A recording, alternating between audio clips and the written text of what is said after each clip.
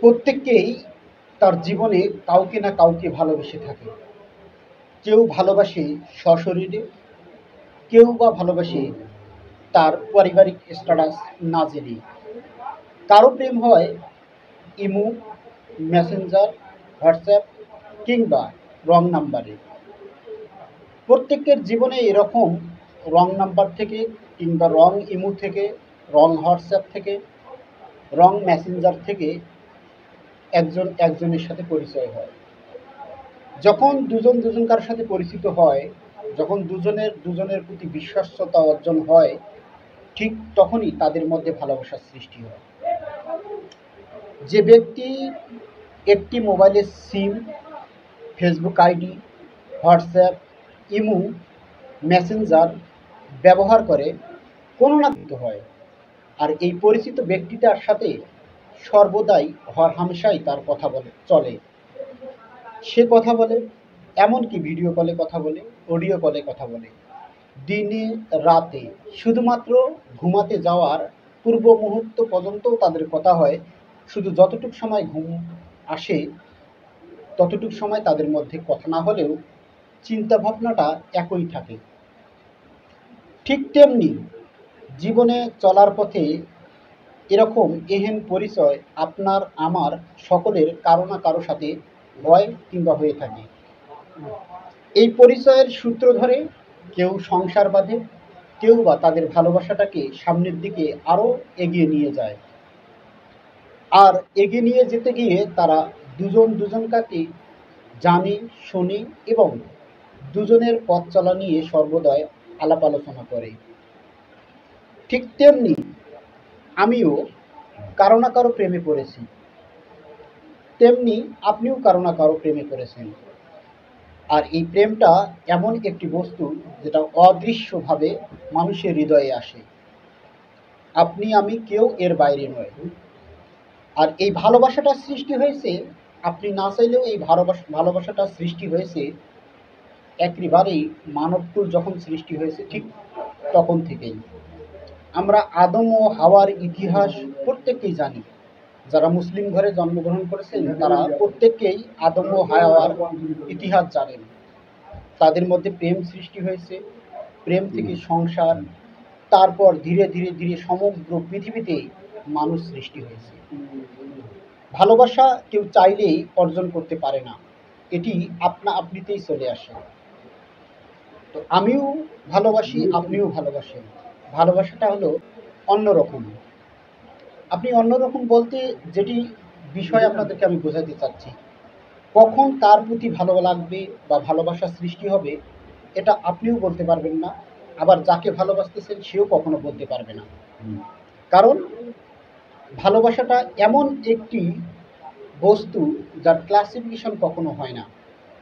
কেউ কারো হাসি দেখে ভালোবাসে, কেউ কারো কথাকে ভালোবাসে, অথচ দুজন দুজন কাকে দেখা দেখি নেই।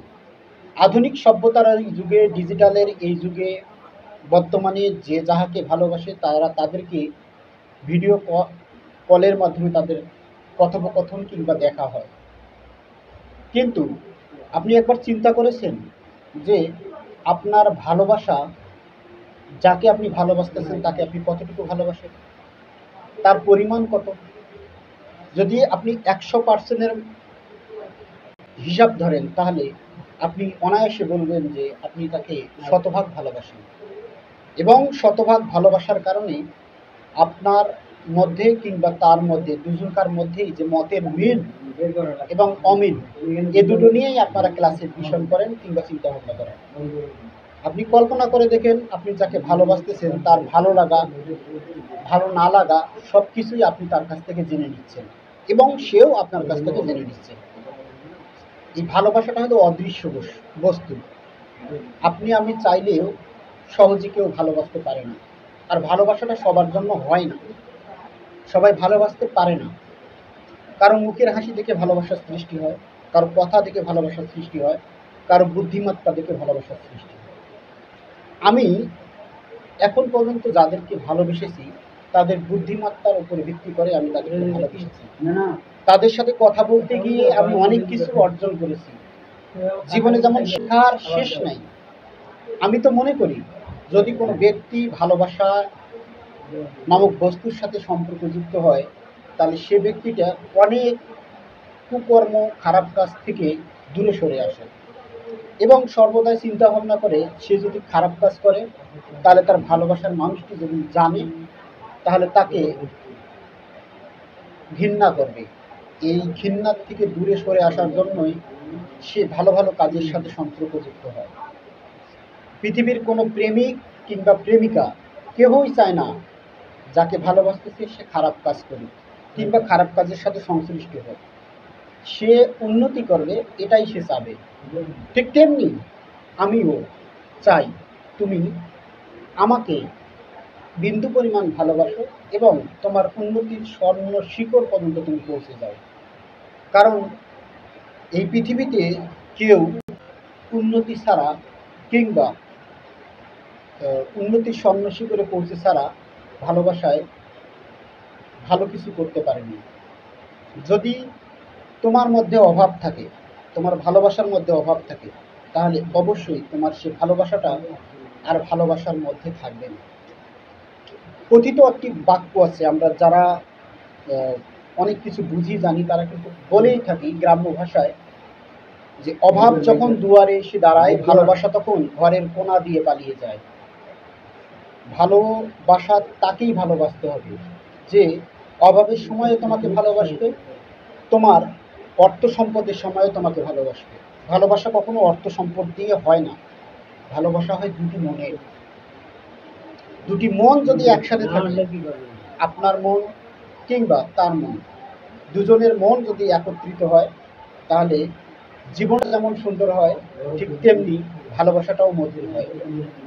এই তো ভালোবাসার ব্যক্তির সাথে কত কথা, কত বা কথোপকথন, কিন্তু হঠাৎ করে যখন এই কথা বলা বন্ধ হয়ে যায় তখন জীবনের সব কিছু নষ্ট হয়ে যায়।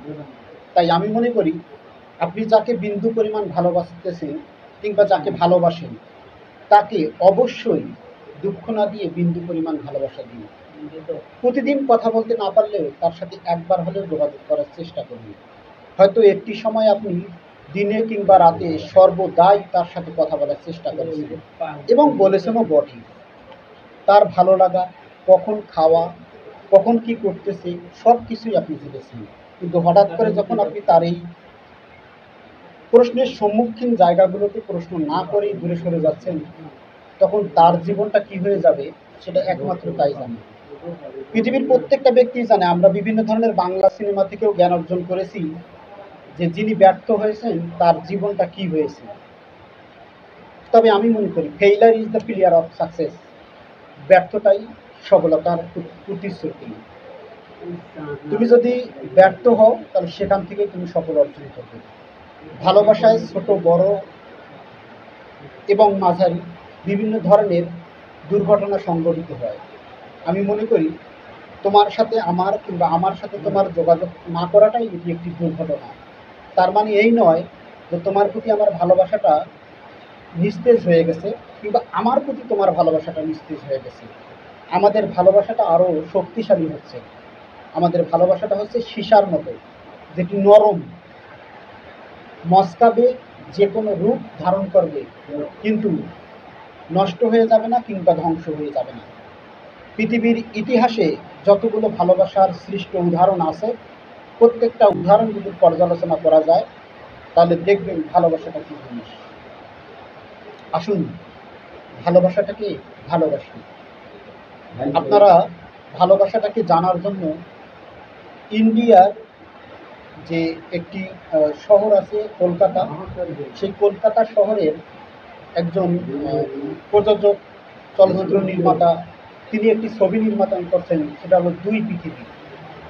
এই ছবিটি আপনারা দেখবেন। এই ছবিতে অভিনয় করছেন দেব, জিৎ এবং কোয়েল মল্লিক। কোয়েল মল্লিক একজন চিকিৎসক, দীপ একজন গরিব ঘরের সন্তান চোর, আর জিৎ একজন বড়লোক অভিজাত পরিবারে জন্মগ্রহণ করা ছেলে। সে তার জীবনে যেভাবে চেয়েছে সেভাবেই চলাফেরা করেছে। নারীদের জীবনকে সে মনে করছে তুচ্ছ মাত্র এবং তাদেরকে যখন ইচ্ছা তখন সেভাবে ব্যবহার করার মতো মনে করছে। কিন্তু একটি পর্যায়ে গিয়ে এসে কোয়েল মল্লিকের ভালোবাসায় আসক্ত হয়। তাহলে ভালোবাসায় আসক্ত হয়ে সে যখন বাড়ি থেকে বের হয়ে তাকে খোঁজার জন্য বাইরে বের হয়ে যায়, তখন এই পৃথিবীতে এসে সে নানাবিধ ধরনের ঘটনার সাথে সংশ্লিষ্ট হওয়ার পর জানতে পারে পৃথিবীতে কত ধরনের ভালোবাসা হতে পারে। এবং এই ছবির সর্বশেষ দৃশ্যপটে তিনি একটি কথা বলেন, সেটি হচ্ছে যে কোয়েল মল্লিকের কাছে গিয়ে যে তোমার কাছ থেকে তোমাকে খুঁজতে গিয়ে আমি আর কিছু শিক্ষা অর্জন করতে পারি না পারি, ভালোবাসাটা কি জিনিস আমি সেটি অর্জন করতে পেরেছি। এবং সেখানে সে বলে ভালোবাসা ভালোবাসি শুধুই তাকে, ভালোবেসে ভালোবাসা বেঁধে রাখি, তাই ভালোবাসাটা বেঁধে রাখতে হবে। এই ছবির শেষ দৃশ্যাংশে সে আর একটি কথা বলে, সেটা হচ্ছে জীবন মানে বিশ্বাস, জীবন মানে মনুষ্যত্ব, জীবন মানে একটুখানি হাসি আর কয়েক ফোঁটা চোখের জল। জীবন তখনই বড় হয়ে ওঠে যখন আমি হারিয়ে যাই সবার মাঝে। আমাদের দুজনকার ভালোবাসাটা দুজনের মাঝেই শুধু যে সীমাবদ্ধ থাকবে তা না, আমাদের আশেপাশে যত লোকজন আছে তাদের প্রতিও ভালোবাসাটা বিরাজমান থাকবে। বেঁচে থাকুক ভালোবাসা সকলের হৃদয়ে, ভালো থাকবে সুস্থ থাকবে এই পৃথিবীর মানুষেরা। আমি হয়তো তুচ্ছ একজন মানুষ, ভালোবাসার কাঙ্গাল, তোমার ভালোবাসার অপেক্ষায় আজও আমি থাকবো আজীবন, যতদিন বেঁচে থাকবো। আমি জানি তুমিও আমাকে তোমার মতো করে বিন্দু পরিমাণ ভালোবাসা দিয়ে তুলবে আমার এই ছোট্ট জীবনকে। সে পর্যন্ত তোমার আর আমার ভালোবাসা বেঁচে থাকুক এই অবিনশ্বর পৃথিবীতে।